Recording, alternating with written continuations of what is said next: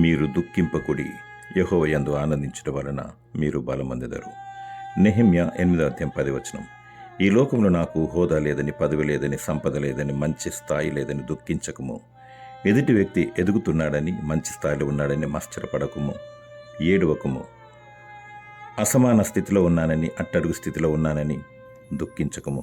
కానీ నీ బిడ్డల రక్షణ కొరకు, కుటుంబ రక్షణ కొరకు దుఃఖించుము, రోధించుము, గోజాడుము. ఏది ఉన్నా లేకున్నా, ఎటువంటి స్థితిలోనైనా, కష్టం వచ్చినా, నష్టం వచ్చినా, కరువు వచ్చినా, కడుపు నొచ్చినా, ప్రతి విషయంలోనూ సంతోషించి, ఆనందించి, గంతులు వేసి దేవుని ఆరాధించుము. ఆనందించుడి, మరలా చెప్పుదును, ఆనందించుడి. మీ సహనము సకల జనులకు తెలియనీయుడి. ఇహలోక వ్యసనములను, శ్రమలను, శోధనను మరిచి మన కొరకు ప్రభువైన యేసుక్రీస్తు స్థలం సిద్ధపరచ వెళ్ళాడని, నిత్య రాజ్యము దయచేవాడని, ఆయన మరల రానియున్నాడని ఆనందించాలి. దేవుడు నీకు ఆనందమును, బలమును దయచేయునుగాక. ఆమేన్.